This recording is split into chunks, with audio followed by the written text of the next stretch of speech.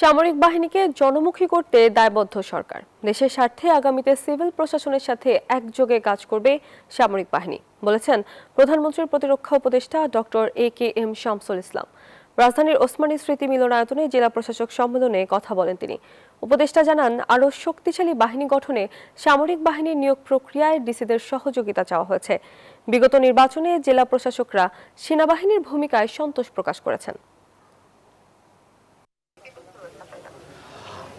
তমা, আজকে জেলা প্রশাসক সম্মেলনের যে কার্যসূচিটি রয়েছে সেটির দিকে লক্ষ্য করলে আমরা দেখতে পাই যে আজকে জেলা প্রশাসকদের একটি ব্যস্ত কর্মসূচি রয়েছে এবং আজ সারাদিনে মোট 8টি সেশন রয়েছে বিভিন্ন মন্ত্রণালয়ের মন্ত্রী এবং সংশ্লিষ্ট কর্মকর্তাদের সঙ্গে, যার প্রথম সেশনটি ইতিমধ্যে শেষ হয়েছে। আপনি যেমনটি সংবাদে বলছিলেন যে প্রথম অধিবেশনটি সশস্ত্র বাহিনী বিভাগ এবং প্রতিরক্ষা মন্ত্রণালয়ের সঙ্গে জেলা প্রশাসকদের বৈঠক অনুষ্ঠিত হয় এবং এই বৈঠক শেষে প্রধানমন্ত্রীর সামরিক উপদেষ্টা সাংবাদিকদের ব্রিফ করেন এবং তিনি জানান যে আসলে গত 2 বছর ধরেই সেনাবাহিনী মাঠে রয়েছে এবং গত যে জাতীয় নির্বাচনটি অনুষ্ঠিত হলো বাংলাদেশে, সেখানে সেনাবাহিনীর যে ভূমিকা, জেলা প্রশাসকরা সেই ভূমিকার ভূয়সী প্রশংসা করেছেন এবং প্রতিরক্ষা মন্ত্রণালয় থেকে বলা হয়েছে যে ভবিষ্যতেও কোনো গুরুত্বপূর্ণ সময়ে যদি প্রয়োজন হয় সিভিল প্রশাসনের সঙ্গে সমন্বয় করে কিন্তু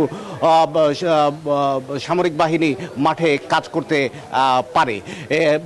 আরও যে বিষয়ে আপনাকে জানিয়ে রাখতে চাই যে দ্বিতীয় যে অধিবেশনটি এখন চলছে এটি হচ্ছে মুক্তিযোদ্ধা মন্ত্রণালয় এবং গৃহায়ন ও গণপূর্ত মন্ত্রণালয়ের যে দায়িত্বপ্রাপ্ত মন্ত্রী রয়েছেন তার সঙ্গে এই মুহূর্তে জেলা প্রশাসকদের বৈঠক চলছে এবং এরকম আজকে মোট 8টি অধিবেশন তাদের রয়েছে।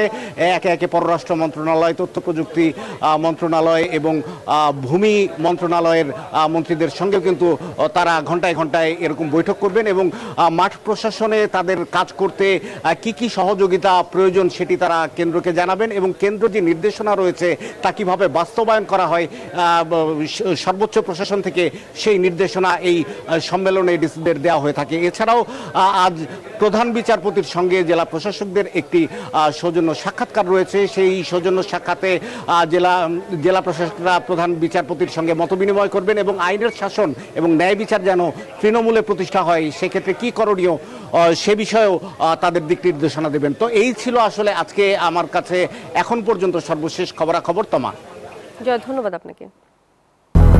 200-র বেশি সার্ভিস ও ফিচারে লেনদেনের সব বিকাশ অ্যাপে সম্ভব।